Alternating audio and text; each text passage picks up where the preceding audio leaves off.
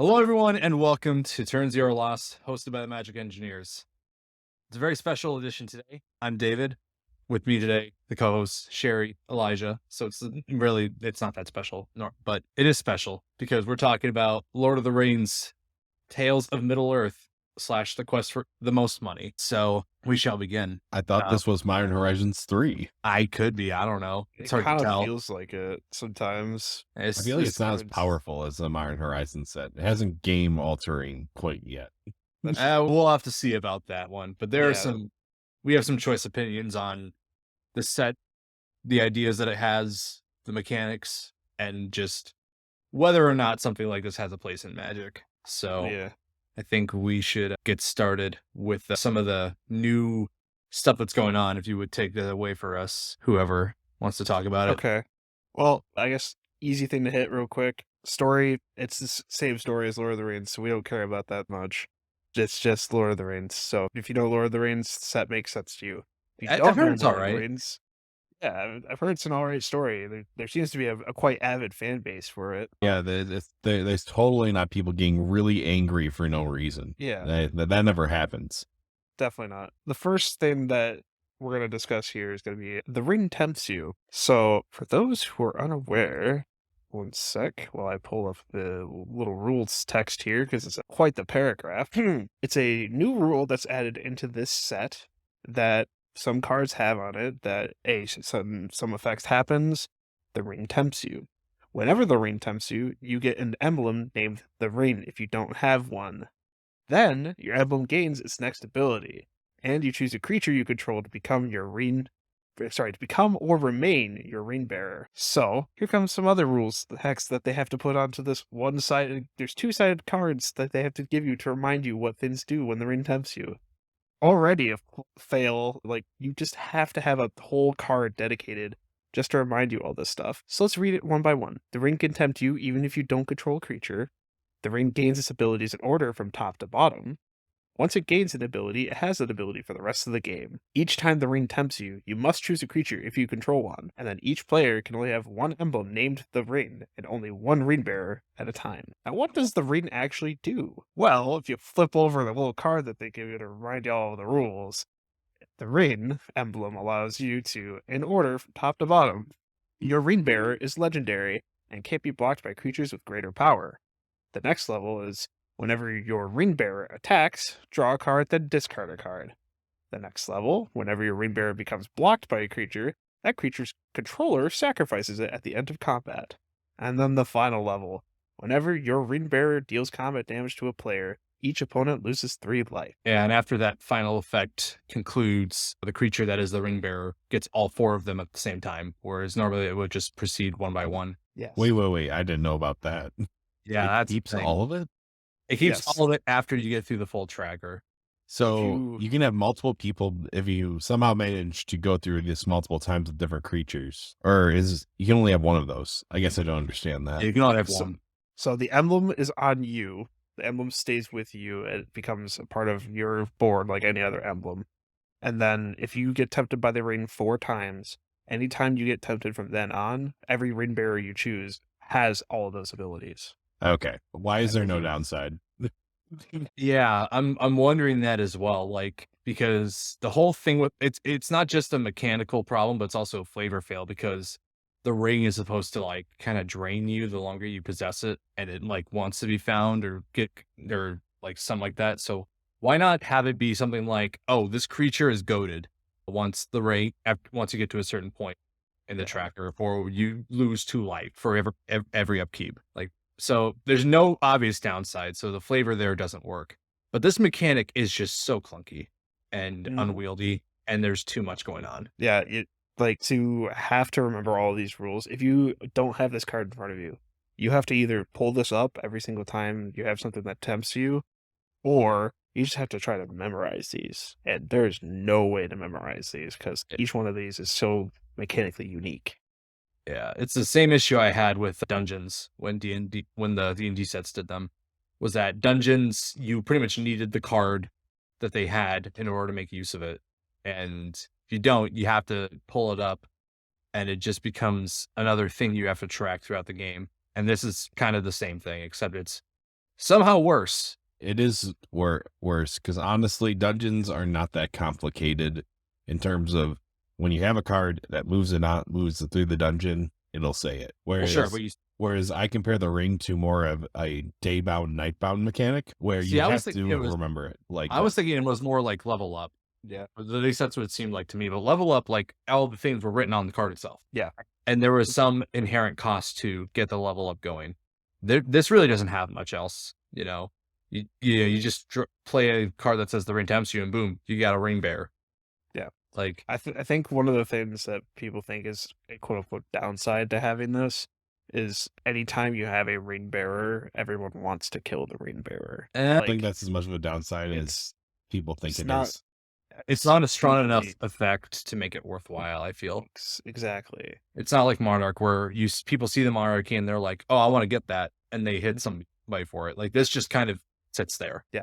And this doesn't get passed around either. So like everybody could have a ring bearer and everyone could have the one ring, which doesn't make any sense to me. It's a huge fail and the mechanics of everything. They should have just like done what they did with Trailblazers boots and put it in the set where they renamed it and then put the real stuff, the real one on the bottom, and just be the Monarch mechanic because that's a real downside and a real upside. Mm-hmm. So I guess I'll move on to the next major kind of theme that this set has, and that is legendary matters. There are legendary cards all over this set. Do we have an exact count on hand? I know it's a lot, but I don't have an exact count on hand, but I could try to find it while you talk. yeah. So basically, like this set is all about tons of legendary creatures because, they're pulling a lot of characters from the book canon and the movies, and they're kind of, printing cards of them. You got stuff like multiple Gandalfs, you got a few Saurons in there.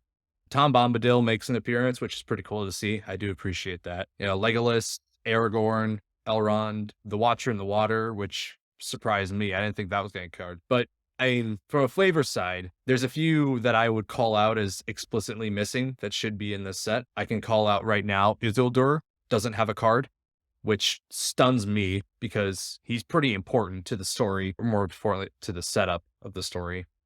Smaug doesn't have a card, which I was really shocked by. He indirectly has a card. Yeah, indirectly. Yeah, he has there and back again, but like that, there's no like Smaug, Scourge of Misty Mountains or whatever that's there. It's just, hey, he's in there, but he's not an actual card, which is very strange.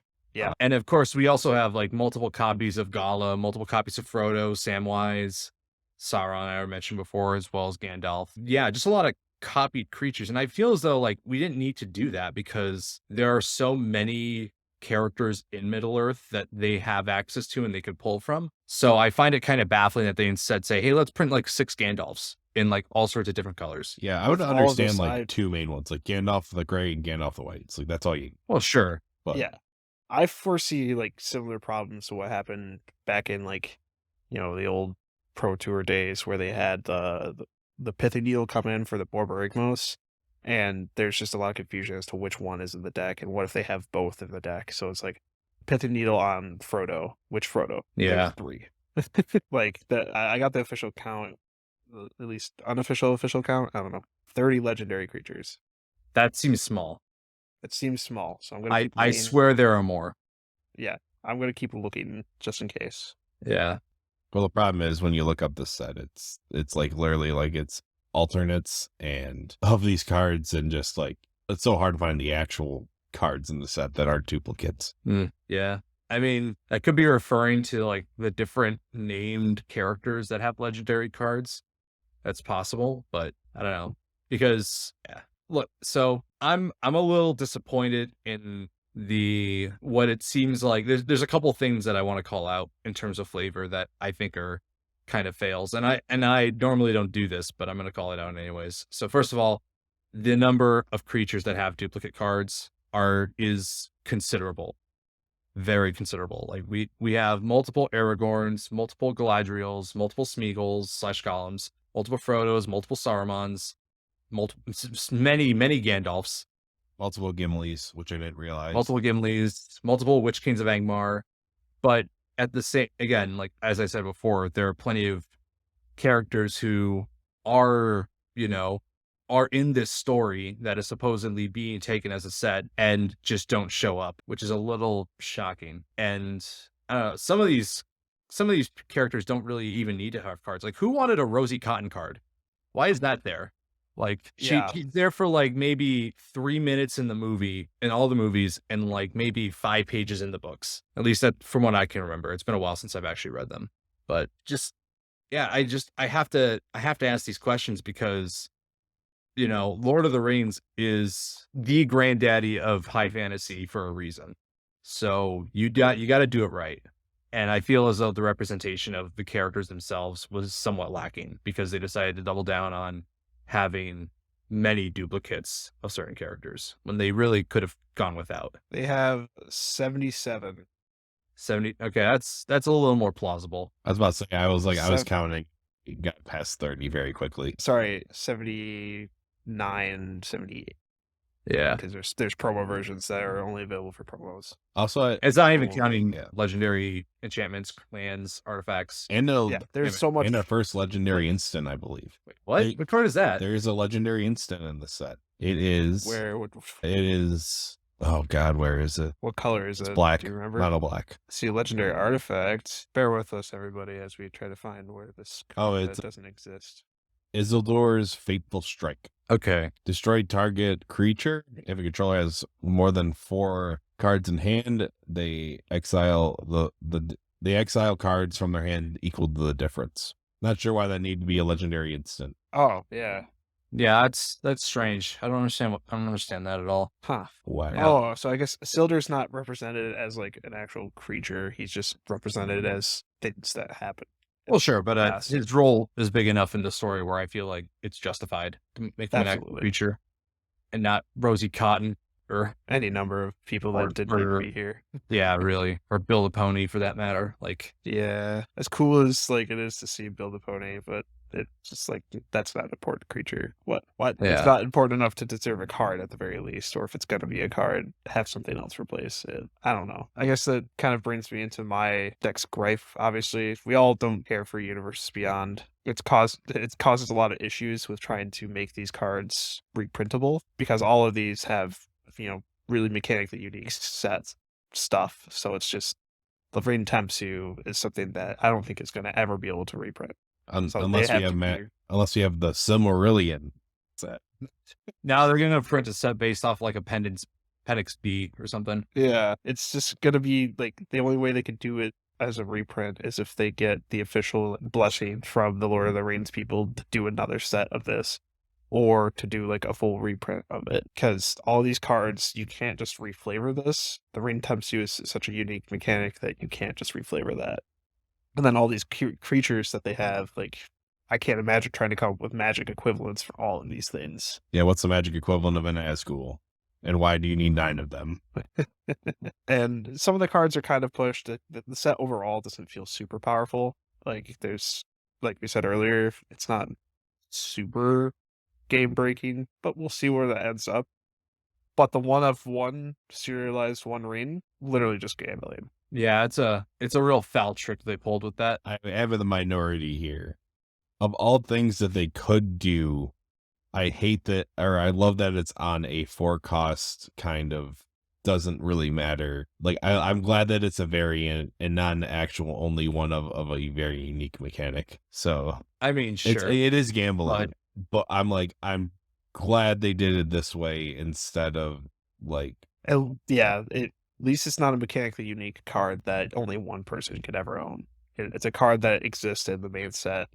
Because if they literally was only the One Ring, then everybody would be just like clamoring to try to get it if it was a good card. Which, admittedly, talking about some of the quality of the cards, the One Ring is actually pretty good. Like it's kind of hard to judge based off of like on an outside scope. But I was listening to some things the other day, and somebody mentioned that if you have a Seedboard Muse out and the One Ring, you draw 10 cards for 4 life. Yep. And that's kind of nuts. But if you are listening to this and you somehow have managed to pull the One Ring amongst all of the whales that are buying up all the collector boosters and gift packs and all the stuff that has any sort of collector boosters in them, we urge you to find your nearest volcano and just throw it into that.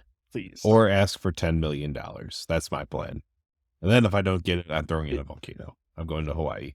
It goes to the volcano either way. I think you get the 10 million, and then the scammer gets scammed, throw it in the volcano. Bonus points if you lose your finger in the whole process. Yep. That is for the ultimate flavor of success, you need to lose at least one finger. Send us that finger. Don't send us the finger. Don't send us the finger. I don't want that. I don't want your finger. I really don't want your finger. Please do not send us your finger. Oh goodness. We don't need to we don't need verification, Sherry.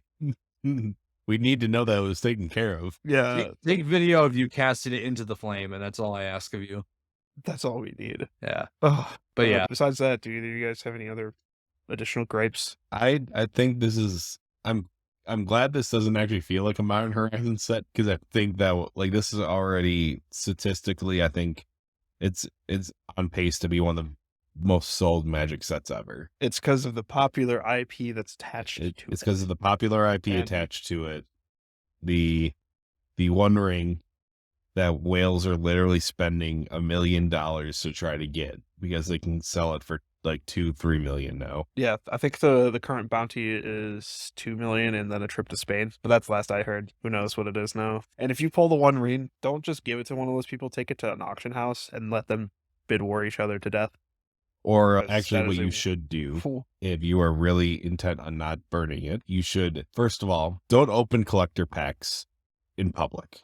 I've never thought I'd ever have to say that, but don't. Yeah, seriously, don't do it. And don't tell anybody you pulled the ring. Don't tell anybody you pulled the ring. Hide it when you can. And if you get it, I would recommend like using your credit card or something. I would fly directly to one of the grading places and call them up and say, I actually have this, and hand deliver it. Don't trust the mail system. Deliver it to them so they can grade it on site. That way you can put it in a slab, and it will be actually protected, and make sure that almost never leaves your site. And then afterwards, then go to a bank and get a lock location, and then that's when you decide to sell it at an auction house. Alternatively, keep it hidden away for like half a decade while people are still clamoring to try to get it, and then come out and say that you got it and get all the money, because everyone's going to keep raising the bounty until eventually it's so high that there's no way that you can't just say say no to it. $1 million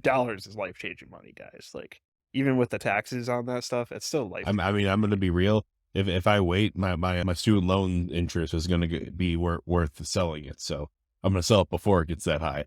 You're lucky. So, in other words, keep it secret, keep it safe. Absolutely. People are going to try to scam you if you actually have it. Honestly, here's another tip. If you open a collector pack, I would recommend recording when you are doing that, just for the sake of that you did make it up and you did not steal it. Yeah, we've already seen multiple people claim online that it's like that they've opened the pack and they just started tagging like Game Source in it to try to get them to like bite and buy their fake cards. Yeah. Apparently, according to Wizards, they'll know when you get the One Ring. So, like, who knows what they have planned for that? It's probably like, what if they do give you like a super pack? There's an arsenic bomb inside of it, or an ink bomb. So, yeah, it has an ink pack in it. So, when you open it, it just ruins in this red ink. Your card is still marked. So it's red ink. It's getting volcano. This is a trading card game. Why does this conversation have to take place in reference to a trading card game? Because if one of our listeners if one of our listeners gets it, we want them to be safe. That's true. But I don't. We're also in the darkest timeline where things like this can happen. Yeah. I can't wait for us to have to review the Doctor Who set coming up. That's an evil I don't want to think about. They're gonna do that again, aren't they? Oh, absolutely. They're going to do this again. Yeah, they're going to hold us over like the first 10 seasons of Doctor Who are lost to time. And that'll be upgraded. And they'll do the first The prices of singles for this set are going to be really low because of all the collector boosters that are being cracked just for this. Yeah. So keep an eye on some singles. Some of those prices are going to be way high because like they're already high demand cards. Like as soon as the set dropped, it was like, we want these cards. Yeah, I know. We'll talk about that. We'll talk about that in the next episode. Oh, also, I'm going to say this to all of you. If you care about the art, and if you are guessing and getting mad at this, you know what I mean. It is an artist's interpretation of it. It is the artist decided to take a different direction, and it's part of Wizards' overall inclusivity goal. They are not doing this to spite you. They're doing it because this is a book that did not specify what color everyone is. There's like, we're drawing a hard line on this channel because of that. Yeah. I will say I do take umbrage with the art style overall. I find it inconsistent across multiple artists, and that I don't feel like it represents Lord of the Rings in a particularly strong manner. But yeah, the everything else about the art, fine. It's totally okay. No reason to complain about it. It's more that I take issue with the stylistic choices made in respect to how things are drawn rather than the decisions they make to portray them. And that's a valid complaint to have. Like, that is a completely okay opinion to have, because art is subjective. Everyone believes that, you know, they like art certain ways. But if you are disliking a certain type of art for a specific reason, wink, wink, nudge, nudge, you know what you're, disliking.